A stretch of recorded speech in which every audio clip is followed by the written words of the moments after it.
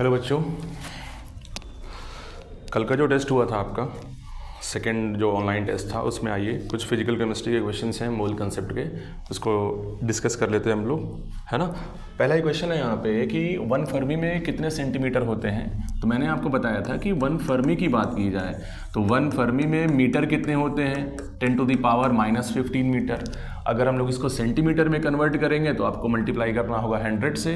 100 से मल्टीप्लाई करने का मतलब 10⁻², और ये कन्वर्ट हो गया सेंटीमीटर में। सिंप्लीफाई करेंगे तो आएगा कितना, 10⁻⁻13 सेंटीमीटर। यानी पहले क्वेश्चन का करेक्ट ऑप्शन क्या हो गया, फर्स्ट हो गया।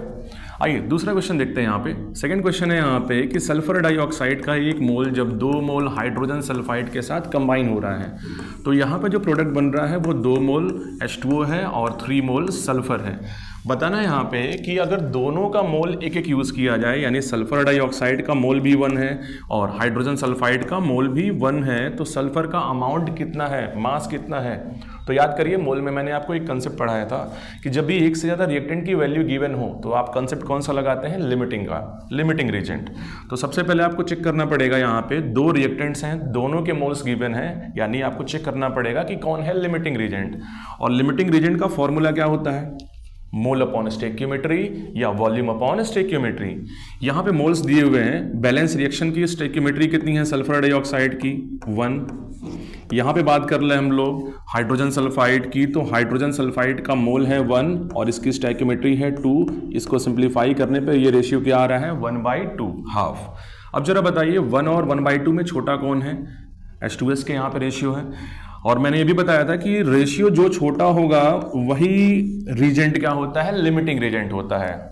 निकल तो गया लिमिटिंग रीजेंट। अब आपको फाइंड करना है सल्फर का मास। लिमिटिंग रीजेंट का काम क्या होता है, लिमिटिंग रीजेंट वो रीजेंट होता है जो प्रोडक्ट को कंट्रोल करता है, यानी यही डिसाइड करेगा कि प्रोडक्ट कितना बनेगा। आपको प्रोडक्ट पे यानी अमाउंट निकालना है सल्फर का। फिर मैंने बताया था आपको कि जिसके मोल्स गिवन हो, जिसका मोल या अमाउंट फाइंड करना हो, दोनों के मोल को आप इक्वल कर दीजिए और उन्हीं की स्टोइकियोमेट्री से डिवाइड कर दीजिए। आइए तो हाइड्रोजन सल्फाइड और सल्फर का कंपैरिजन करना है तो लिख सकते हैं number of mole of sulphur upon sulphur की स्टोइकियोमेट्री 3। यहाँ पे आएंगे तो ये हो जाएगा number of mole of hydrogen sulphide और हाइड्रोजन सल्फाइड की स्टोइकियोमेट्री हो गई 2। आइए सॉल्व करिए। सल्फर का आपको मोल निकालना है, मोल नहीं मास निकालना है। एक काम करते हैं, इसको सॉल्व कर लेते हैं। मोल को तोड़ेंगे तो क्या आएगा, मास अपॉन मोलर मास। और सल्फर का मोलर मास कितना होता है, 32, ये है 3। हाइड्रोजन सल्फाइड के मोल्स की बात कर ली जाए तो ये दिया है 1 और ये हो जाएगा 2। क्लियर है ये। आइए यहाँ सिंप्लीफाई कर देते हैं। हाँ आइए सिंप्लीफाई कर लीजिए, इसको यहीं से कट कर लीजिए। 2 से कट करेंगे ये 16 आएगा और 16 3 जा कितना हो गया, 64। यानी सल्फर का मास इस क्वेश्चन में आ जाएगा 48, है ना। 16 3 जा 48। तो ये क्वेश्चन 2 का आंसर हो गया। आइए आगे देखते हैं। सेकंड क्वेश्चन के बाद क्वेश्चन नंबर 3, ये खैर ऑर्गेनिक का है, ये सर अभी इस क्वेश्चंस को डिस्कस करेंगे। आइए क्वेश्चन नंबर 6, यहाँ पे क्वेश्चन है, लिखा हुआ है कि इंपिरिकल फार्मूला एक एसिड का है। इंपिरिकल फार्मूला दे दिया है, इंपिरिकल फार्मूला आपको CH2O2 और फाइंड आउट करना आपको मॉलिक्यूलर फार्मूला, है ना। तो मॉलिक्यूलर फार्मूला और इंपिरिकल फार्मूला का जल्दी से कोरिलेट करिए। मॉलिक्यूलर फार्मूला होता है क्या है, इंपिरिकल फार्मूला और n के प्रोडक्ट के इक्वल होता है। n क्या होता है, यहाँ पे n रिप्रेजेंट करता है नेचुरल नंबर को, यानी n की मिनिमम वैल्यू 1 या 1 से बड़ी कोई भी हो सकती है, मिनिमम 1 लेना है। और यहाँ पे क्वेश्चन में मेंशन है probable molecular mass, probable molecular formula. तो क्या करेंगे, n की पहले मिनिमम वैल्यू आप रखिए, देखिए आंसर आ रहा है। तो n की मिनिमम वैल्यू अगर रखेंगे मॉलिक्यूलर फार्मूले में तो इंपिरिकल फार्मूला है CH2O2, n की मिनिमम वैल्यू 1 है, मॉलिक्यूलर फार्मूला कितना आ जाएगा, CH2O2। इसके अलावा और भी कोई n की वैल्यू रखेंगे तो कोई ऑप्शन आपको मैच नहीं कर रहा है, सेकेंड ऑप्शन इसका करेक्ट है ये। आइए क्वेश्चन नंबर देखते हैं 7। क्वेश्चन नंबर 7 में सल्फ्यूरिक एसिड की मोलरिटी दे दी है 2 और निकालना है नॉर्मेलिटी। याद करिए नॉर्मेलिटी और मोलरिटी के बीच का कोरिलेटेड फॉर्मूला क्या होता है, नॉर्मेलिटी मोलरिटी और n फैक्टर के प्रोडक्ट के इक्वल होता है। मोलरिटी इस क्वेश्चन में दे दिया है 2, अगर सल्फ्यूरिक एसिड के n फैक्टर की बात कर ली जाए तो इसका n फैक्टर होता है 2, यानी इस क्वेश्चन का नॉर्मेलिटी कितना होगा 4n। फिर एक और क्वेश्चन है यहाँ पे भी वही है कि दो एलिमेंट्स हैं यहाँ पे, नाइट्रोजन और ऑक्सीजन। नाइट्रोजन का परसेंटेज कॉम्पोजिशन दिया हुआ है 30.5, ऑक्सीजन का दे दिया है 69.5, मॉलिक्यूलर वेट दे दिया है 92 और फॉर्मूला बताना है इस कंपाउंड का, यानी मॉलिक्यूलर फॉर्मूला आपको निकालना है। तो सबसे पहले आप निकालेंगे empirical formula. Percentage composition given है, एम्पिरिकल फॉर्मूला निकालने के लिए करते क्या है, परसेंटेज कॉम्पोजिशन को एलिमेंट के एटॉमिक वेट से डिवाइड करते हैं। नाइट्रोजन का एटॉमिक वेट 14 होगा, ऑक्सीजन का एटॉमिक वेट 16 हो जाएगा। सिंप्लीफाई करिए, 14 से ये कट हो रहा है 2 टाइम पे, रिमाइंडर आ गया 2, इसको सॉल्व करेंगे तो अप्रॉक्स 2.17 के आसपास जाएगा, और ये 4 टाइम कटेगा, इसको सॉल्व करेंगे तो 4.34 जाएगा। अगर और सिंप्लीफाई हो रहा है तो सिंप्लीफाई कर लीजिए, देखिए जरा 2.17 और 4.34 सिंप्लीफाई हो रहा है, और इसको सिंप्लीफाई करेंगे तो क्या आएगा, 1:2 रेशियो में टूट जाएगा। यानी नाइट्रोजन इस कंपाउंड में कितना हो जाएगा 1, ऑक्सीजन कितना हो गया 2। ये इस कंपाउंड का हो गया एम्पिरिकल फॉर्मूला। आपको निकालना है मॉलिक्यूलर फॉर्मूला। तो मॉलिक्यूलर फॉर्मूला निकालने के लिए क्या करेंगे, हम लोग करते हैं एम्पिरिकल फॉर्मूले में n का मल्टीप्लाई करते हैं। n कहाँ से आएगा, चलिए एम्पिरिकल फॉर्मूला तो आपको पता है NO2, प्रॉब्लम है n नहीं पता आपको। n निकालने का भी एक फॉर्मूला हम लोगों ने पढ़ा था। n क्या होता है, मॉलिक्यूलर मास को अगर एम्पिरिकल मास से डिवाइड कर देंगे तो क्या मिल जाएगा आपको, मॉलिक्यूलर फॉर्मूला। कंपाउंड का मॉलिक्यूलर मास कितना दे दिया है यहाँ पे, मॉलिक्यूलर वेट 92, और एम्पिरिकल मास निकालना है तो इस कंपाउंड का एम्पिरिकल मास निकाल लीजिए आप। एम्पिरिकल मास निकालेंगे तो नाइट्रोजन का एक एटम है, नाइट्रोजन की एटॉमिक वेट होती है 14, ऑक्सीजन के 2 एटम है, ऑक्सीजन का एटॉमिक वेट हो गया 16। सिंप्लीफाई कर लीजिए, 16 2 जा 32 और 14 ऐड कर लीजिए यहाँ पे, ये वैल्यू आ जाएगा 46 यूनिफाइड मास, यानी एम्पिरिकल मास हो गया 46। सिंप्लीफाई कर लीजिए इस वैल्यू को, n की वैल्यू आ गई 2, n की वैल्यू आप पुट कर लीजिए मॉलिक्यूलर फॉर्मूले में, ये हो गया N2O4, है ना। यानी इस क्वेश्चन का करेक्ट ऑप्शन हो गया थर्ड, N2O4। चलिए ये भी हो गया। नेक्स्ट क्वेश्चन देखते हैं हम लोग। नेक्स्ट पे है क्वेश्चन नंबर 9, फिर से मोल का है ये, कि maximum number of water molecules किसके पास होंगे। तो मैंने बताया था आपको कि अगर नंबर ऑफ एटम सारे ऑप्शन में सेम होगा तो डायरेक्टली आप चेक कर लीजिएगा मोल पे, जिसके पास जितने ज़्यादा मोल उसका उतना वॉल्यूम, या उसका वॉल्यूम ज़्यादा और उसके मॉलिक्यूल्स ज़्यादा। यहाँ जरा आप ऑप्शन पे देखिएगा सारे कंपाउंड्स एक ही हैं, वाटर हैं, यानी सबकी एटॉमिसिटी सेम होगी। डायरेक्टली अगर मॉलिक्यूल की बात करें तो किसके पास मैक्सिमम मॉलिक्यूल होगा, जिसके पास मोल ज़्यादा होगा। डायरेक्टली चेक करिए, 18 मॉलिक्यूल्स ऑफ वाटर है, मोल निकाल लीजिए।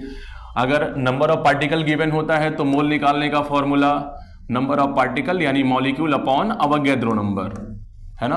अवोगैड्रो नंबर की वैल्यू कितनी होती है 6.02 इंटू 10 टू द पावर 23। इसको सॉल्व मत करिएगा, अप्रॉक्स वैल्यू बस ऐसे कंपेयर कर लीजिएगा।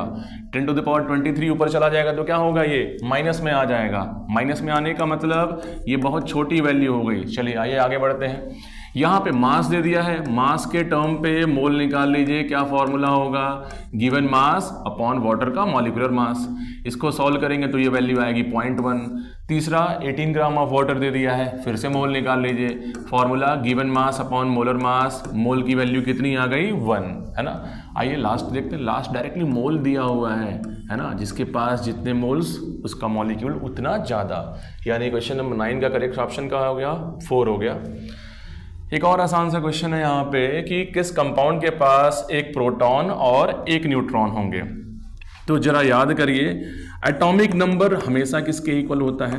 एटॉमिक नंबर की बात कर ली जाए तो एटॉमिक नंबर हमेशा किसके इक्वल होता है, एटॉमिक नंबर हमेशा इक्वल होता है नंबर ऑफ प्रोटॉन के। कोई भी स्पीसीज हो, प्रोटॉन और एटॉमिक नंबर हमेशा इक्वल आता है। अगर प्रोटॉन 1 लाना है तो एटॉमिक नंबर 1 होना है। और ये भी मैंने बताया था आपको कि नीचे वाले नंबर को बोलते हैं एटॉमिक नंबर, ऊपर वाले नंबर को बोलते हैं मास नंबर। जरा ध्यान दीजिए यहाँ पे, लेकिन हीलियम पे यहाँ थोड़ा चेंज कर दिया है। हीलियम का एटॉमिक नंबर ऊपर लिख दिया है यहाँ पे और मास नंबर नीचे लिख दिया है।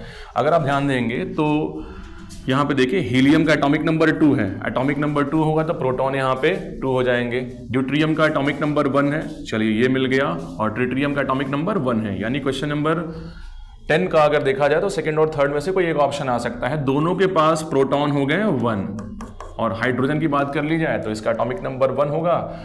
और यहाँ पे देखिए डायटॉमिक ये आयन है, डायटॉमिक आयन का मतलब टोटल प्रोटॉन हो जाएंगे 2, यानी ये भी नहीं हुआ। अब आइए न्यूट्रॉन निकालना है। न्यूट्रॉन निकालने का फॉर्मूला मैंने बताया था, ऊपर वाला नंबर माइनस नीचे वाला नंबर। तो जरा बताइए ड्यूटेरियम के पास अगर न्यूट्रॉन निकालेंगे तो क्या होगा? ऊपर वाला नंबर यानी मास नंबर 2 है, नीचे वाला नंबर यानी एटॉमिक नंबर 1 है, नंबर ऑफ न्यूट्रॉन आ गया 1। अगर ट्रिटियम की बात कर लें तो ट्रिटियम का नंबर ऑफ न्यूट्रॉन निकालेंगे हम लोग, तो नंबर ऑफ न्यूट्रॉन निकालेंगे तो क्या करेंगे? Mass number minus atomic number. इसके पास न्यूट्रॉन 2 आ रहे हैं, इसके पास न्यूट्रॉन 1 आ रहे हैं, प्रोटॉन भी 1 आ रहा है, यानी क्वेश्चन नंबर 10 का करेक्ट ऑप्शन क्या हो जाएगा? सेकंड हो जाएगा। आइए नेक्स्ट क्वेश्चन की ओर देखते हैं। एक और है यहाँ पे कि टोटल नंबर ऑफ इलेक्ट्रॉन्स कितने होंगे N3 माइनस आयन के पास। तो इलेक्ट्रॉन निकालने का फॉर्मूला होता क्या है, पहले वो देख लीजिए। क्या करते हैं हम लोग? मोल इंटू Na यानी Avogadro number into number of electrons, जितने इलेक्ट्रॉन्स होंगे वो मल्टीप्लाई कर देते हैं। मोल दिया नहीं है, मास है, तो मोल को तोड़ लीजिए, गिवन मास अपॉन मोलर मास। N3 है, N3 का मतलब 3 नाइट्रोजन के एटम है, इसका मास निकालेंगे तो एक नाइट्रोजन का एटॉमिक मास 14 होगा, 3 का कितना हो जाएगा? 42 होगा, है ना। यानी इसका मास मोलर मास कितना हो गया? 42। अवोगाद्रो नंबर की वैल्यू पुट मत करिएगा, वो यहाँ पे Na को रिप्रेजेंट कर दिया N0 से, तो वो रहने दीजिएगा। इलेक्ट्रॉन, बस यही बात है यहाँ पे कि N3 माइनस के पास इलेक्ट्रॉन्स कितने होंगे। इलेक्ट्रॉन होता क्या है? एटॉमिक नंबर जो भी होगा उसमें जितने भी नेगेटिव चार्ज होंगे उसको आप ऐड कर देंगे तो इलेक्ट्रॉन निकल जाता है। तो अगर नॉर्मल केस में अगर कोई बोल दे कि इलेक्ट्रॉन्स कितने होंगे यहाँ पे N3 माइनस में, तो नाइट्रोजन के एटम 3 है, नाइट्रोजन का एटॉमिक नंबर 7 हो गया, और जितना नेगेटिव चार्ज होता है इलेक्ट्रॉन उतना ऐड हो जाता है। टोटल नंबर ऑफ इलेक्ट्रॉन कितना आ जाएगा? 22। इसको भी सॉल्व कर लीजिए, सिंप्लीफाई करेंगे, ये आएगा 0.1 और इसको सॉल्व करने पे टोटल वैल्यू आती है 2.2 Na, यानी इसका करेक्ट ऑप्शन क्या हो जाएगा? Option third 2.2 Na। Question number 12 organic का है। आइए एक और क्वेश्चन है, इसमें कौन सा करेक्ट मैच नहीं कर रहा है। तो अभी हम लोगों ने देखा था कि फेम2 में 10⁻⁻15 मीटर होता है, ये सही हो गया। अगर बात कर ले यहाँ पे जेटा में, तो जेटा की वैल्यू होती है यहाँ पे 10⁻21। एटो की बात कर लें तो एटो की वैल्यू होती है -18। टेरा की वैल्यू होती है 10⁻12, है ना, और यहाँ दिया है 10⁻24, यानी इसका करेक्ट ऑप्शन बोला है जो मैच नहीं कर रहा, ऑप्शन नंबर थर्ड हो गया ये। आइए आगे देखते हैं। क्वेश्चन नंबर 16 के बाद एक और क्वेश्चन है यहाँ पे कि एक ऑक्साइड है ए का ऑक्साइड बनाना है आपको, जिसमें ए का मास दे दिया है 1 ग्राम। दूसरा फिर बोला है कि ए का दूसरा ऑक्साइड है जिसमें ए का मास दे दिया है 1.6 ग्राम। बताना है कि कौन सा यहाँ पे करेक्ट एक्सप्लेनेशन है, ऑप्शन कौन सा सही है। तो मैंने आपको बताया था कि अगर जब भी बात करेंगे हम लोग कांस्टेंट प्रोपोर्शन की, तो पूरे क्वेश्चन में केवल एक कंपाउंड का डिस्कशन होगा। अगर हम लोग बात करेंगे कंजर्वेशन ऑफ एनर्जी की, तो वहाँ पे केवल मास का डिस्कशन होगा या एटम का डिस्कशन होता है। बचा रेसिप्रोकल और मल्टीपल। स्ट्रेटली मैंने बोला था कि जब भी 2 डिफरेंट एलिमेंट होंगे और मोर देन 1 कंपाउंड होगा तो मल्टीपल प्रोपोर्शन, और 3 डिफरेंट एलिमेंट होंगे 3 ही कंपाउंड्स होते हैं तो वो ऑप्शन होता है रेसिप्रोकल का। आंसर होगा उसका रेसिप्रोकल प्रोपोर्शन। यहाँ पे लिखा है ए 2 ऑक्साइड बना रहा है, यानी ए के कितने कंपाउंड्स हो रहे हैं? 2 हो रहे हैं। 2 कंपाउंड होने का मतलब आंसर कौन सा हो गया? मल्टीपल। मैंने बोला था सॉल्व करने की जरूरत नहीं है, सिंपल आप देखिएगा, 2 डिफरेंट एलिमेंट 2 डिफरेंट कंपाउंड तो मल्टीपल, 3 डिफरेंट एलिमेंट 3 ही कंपाउंड तो रेसिप्रोकल। पूरे क्वेश्चन में एक ही कंपाउंड होगा तो यहाँ पे हो जाएगा कांस्टेंट प्रोपोर्शन, और मास या एटम की बात की जाएगी तो conservation of energy. Question number 18 पे आते हैं हम लोग। लिखा हुआ है यहाँ पे कि कितने एटम्स होंगे 4.2 ग्राम ऑफ अमोनिया में। आइए, मैंने बताया था कि जब भी मॉलिक्यूल गिवन हो और एटम निकालना हो आपको, तो एटम निकालने के लिए करेंगे क्या? सिंपल सा फॉर्मूला है, मोल इंटू अवोगाद्रो नंबर, ये तो करते हैं हम लोग। इसके बाद क्या कर देंगे हम लोग? मॉलिक्यूल की एटॉमिसिटी भी लिखते हैं, इनटू एटॉमिसिटी। तो आइए मोल पे, मोल तो गिवन नहीं है लेकिन मास दिया हुआ है अमोनिया का। अमोनिया का मास दे दिया है 4.25। अमोनिया के मॉलिक्यूलर वेट की बात कर ली जाए तो इसका मॉलिक्यूलर में वेट यानी मोलर मास आ जाएगा 17। अवोगाद्रो नंबर की वैल्यू पुट की है, अवोगाद्रो नंबर की वैल्यू रख लीजिए, अप्रॉक्स में रख दे रहा हूं 6 × 10⁻23। एटॉमिसिटी, एटॉमिसिटी होती क्या है, एक मॉलिक्यूल में जितने भी एटम्स होंगे वही उसकी क्या होती है, एटॉमिसिटी। तो अमोनिया में 3 हाइड्रोजन के एटम है, 1 नाइट्रोजन की, टोटल एटॉमिसिटी इसकी कितनी आ गई, 4। आइए इसको सिंप्लीफाई कर लेते हैं, कट करिए, 17 से कट करेंगे तो 17 2 जा 34, ये हो गया 8, 17 5 जा 85, 25 6 जा 150 और 156 जा हो गया यहाँ पे 6 और 0.25 है यानी ये हो गया 6 × 10⁻23। इसका करेक्ट ऑप्शन हो जाएगा क्वेश्चन नंबर 18 का ऑप्शन 4। आइए नेक्स्ट क्वेश्चन देखते हैं हम लोग। इसके बाद एक और यहाँ पे मोल का आसान सा क्वेश्चन है कि 4.4 ग्राम ऑफ कार्बन डाइऑक्साइड अगर एसटीपी पे लेंगे तो इसका वॉल्यूम कितना होगा। आइए, वॉल्यूम का फॉर्मूला मैंने बताया था, एक ही फॉर्मूला पढ़िएगा और वो फॉर्मूला क्या होता है मोल के टर्म पे, एसटीपी पे number of mole equals to volume upon 22.4 litre. अगर लीटर में है, मिलीलीटर में होता है तो 22,400 मिलीलीटर। यहाँ पे मास दिया है तो एक काम करते हैं, नंबर ऑफ मोल को तोड़ लेते हैं। नंबर ऑफ मोल को तोड़ेंगे तो क्या आएगा, given mass by molar mass, यानी यहां से वॉल्यूम आप इजीली निकाल पाएंगे कार्बन डाइऑक्साइड का। मास दे दिया यहाँ पे 4.4, CO2 का मॉलिक्यूलर वेट भी हो जाएगा 44। CO2 का वॉल्यूम निकालना है और ये वैल्यू हो गई 22.4। सिंप्लीफाई कर लीजिए, ये वैल्यू आएगी 0.1, इसको 22.4 का साइड चेंज करेंगे तो CO2 का वॉल्यूम आ जाएगा 2.24 लीटर, है ना। आइए नेक्स्ट क्वेश्चन आते हैं, फिर से यहाँ पे ऑर्गेनिक का क्वेश्चन। एक और क्वेश्चन है यहाँ पे कि किस क्वेश्चन में कौन सा ऑप्शन ऐसा है जिसमें बताना है यहाँ पे कि 1.4 मिलीग्राम ऑफ कार्बन 14 में कितने न्यूट्रॉन्स होंगे। फिर आइए, सिंपल सा क्वेश्चन है, नंबर ऑफ पार्टिकल जब भी निकालते हैं वो पार्टिकल आपको पता है एटम भी हो सकता है, मॉलिक्यूल भी हो सकता है, आयन, इलेक्ट्रॉन, प्रोटॉन, न्यूट्रॉन, कुछ भी हो सकता है। तो करते क्या है, सिंपली मोल में अवोगाद्रो नंबर का मल्टीप्लाई करते हैं, मोल इंटू अवोगाद्रो नंबर, और जो पार्टिकल निकालना है वो नंबर वो यहाँ लिख देते हैं, यानी न्यूट्रॉन। ये पार्टिकल हो जाएगा न्यूट्रॉन। चलिए, हाँ, मोल तो दिया नहीं है लेकिन मास दे दिया है यहाँ पे कार्बन का 1.4 मिलीग्राम। तो इस मिलीग्राम को कन्वर्ट कर लीजिए पहले ग्राम में, करेंगे तो कितना आएगा 10⁻⁻3। और कार्बन 14 है, ये कार्बन 14 का एटॉमिक वेट कितना हो जाएगा, 14 हो जाएगा ये। अवोगाद्रो नंबर की वैल्यू पुट कर लीजिए 6.02 10⁻23 और नंबर ऑफ न्यूट्रॉन, कार्बन 14 में नंबर ऑफ न्यूट्रॉन कितने होंगे। नंबर ऑफ न्यूट्रॉन निकालने का बड़ा सिंपल सा फॉर्मूला बताया था, ऊपर वाला नंबर माइनस नीचे वाला नंबर, यानी mass number minus atomic number, और इसकी वैल्यू कितनी आ जाएगी, 8 आ जाएगी। सिंप्लीफाई कर लीजिए इसको कट करेंगे तो ये आएगा 0.1। आइए सॉल्व कर लीजिए यहाँ पे, 8 6 48 यानी 4.816 ये हो गया, और 10⁻23 और 10⁻³ का मतलब 10⁻20। इसका करेक्ट ऑप्शन क्या हो गया, 4 हो गया। एक और आसान सा क्वेश्चन है, किसके पास मैक्सिमम एटम होंगे। अभी सेम क्वेश्चन हम लोगों ने पढ़ा था, इस टाइप का है कि नंबर ऑफ पार्टिकल कब मैक्सिमम होंगे। अगर एटॉमिसिटी सेम है, सारे ऑप्शन में एटॉमिसिटी सेम हो तो सिंपल मोल निकाल दीजिए, जिसके पास मैक्सिमम मोल उसके पास मैक्सिमम एटम। कार्बन का मोल निकाल लीजिए, मास गिवन है, गिवन मास अपॉन कार्बन का मोलर मास, इसका मोल आ गया 2। आयरन का निकाल लीजिए mole, given mass upon molar mass, इसका मोल आ गया 1। एल्यूमिनियम का मोल निकाल लीजिए, given mass upon molar mass, इसका भी मोल आ गया 1। सिल्वर का निकाल लीजिए, given mass upon molar mass, इसका भी मोल कितना आ गया 1। सबसे ज़्यादा मोल किसके पास है, कार्बन के पास, यानी कार्बन के एटम्स भी क्या हो जाएंगे, मैक्सिमम हो जाएंगे।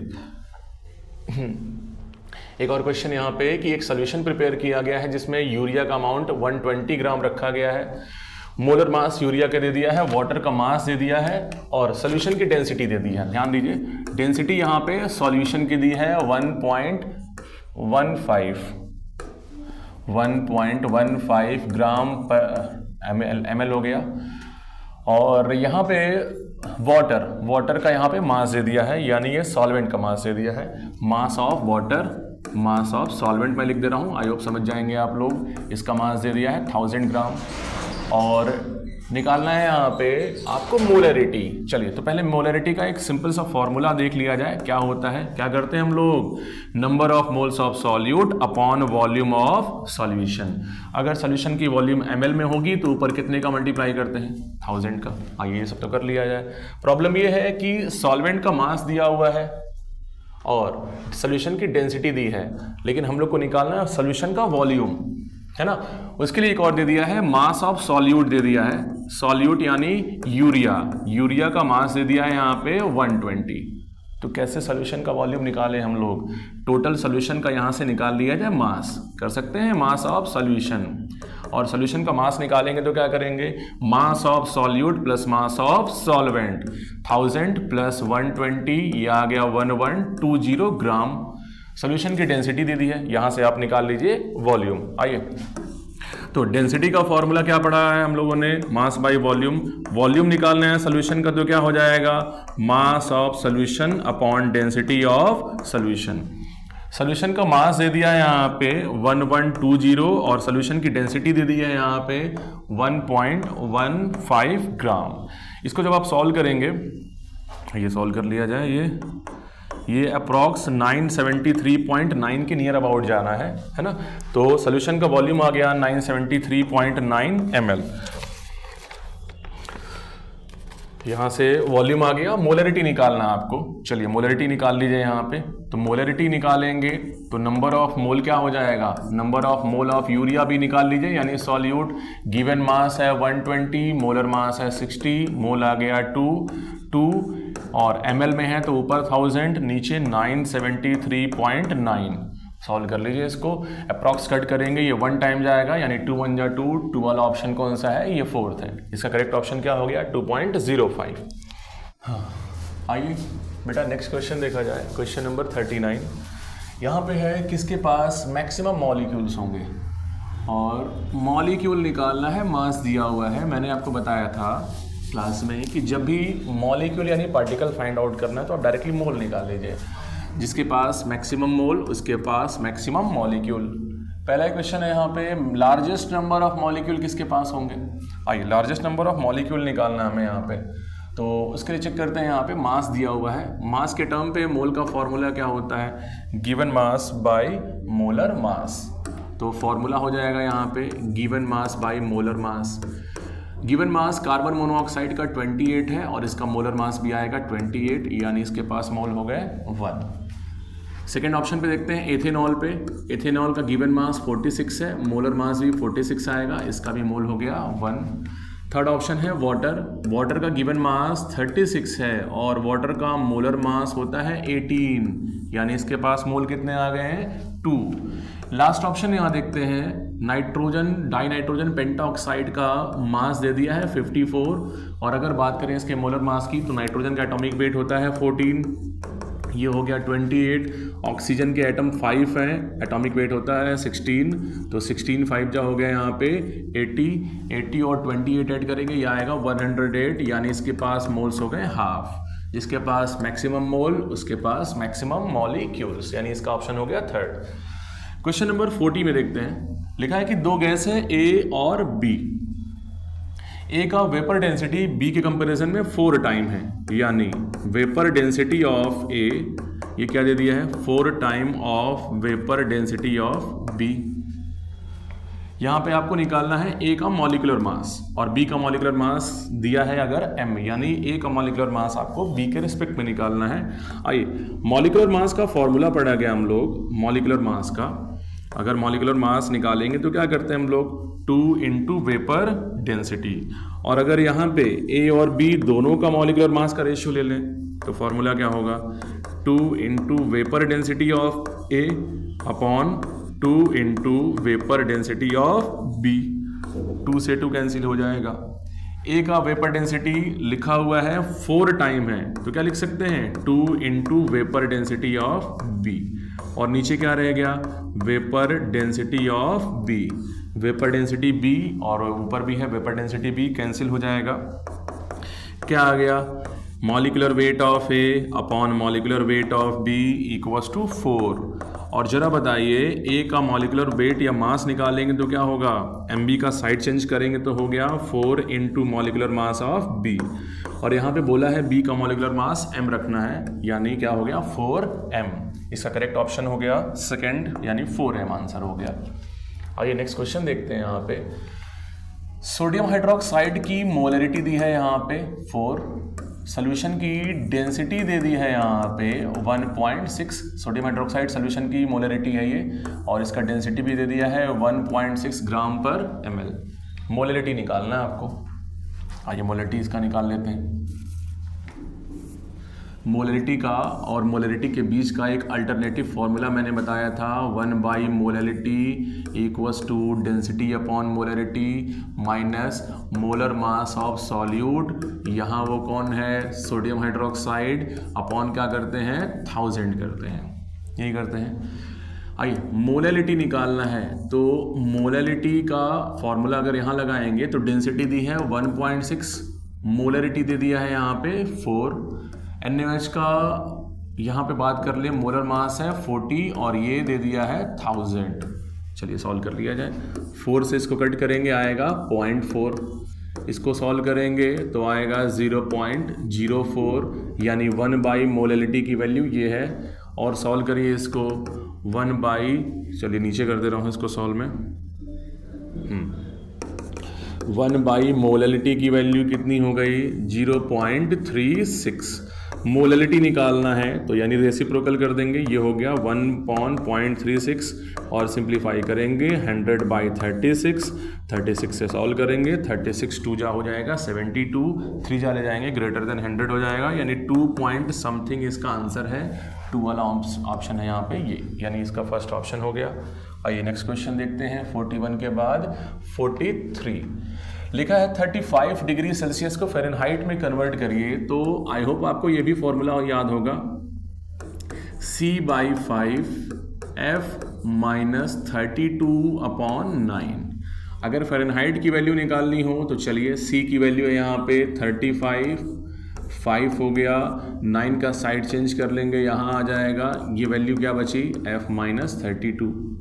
सॉल्व कर लिए, 5 से कट करिए, 7 टाइम हो गया, 9 7 जा हो गया 63, माइनस 32 इधर आएगा, ऐड हो जाएगा, और ये हो गया फ़ारेनहाइट, यानी फ़ारेनहाइट की वैल्यू कितनी आ गई 95। इसका करेक्ट ऑप्शन कौन हो गया, थर्ड हो गया, है ना। आइए नेक्स्ट क्वेश्चन देखते हैं इसके बाद।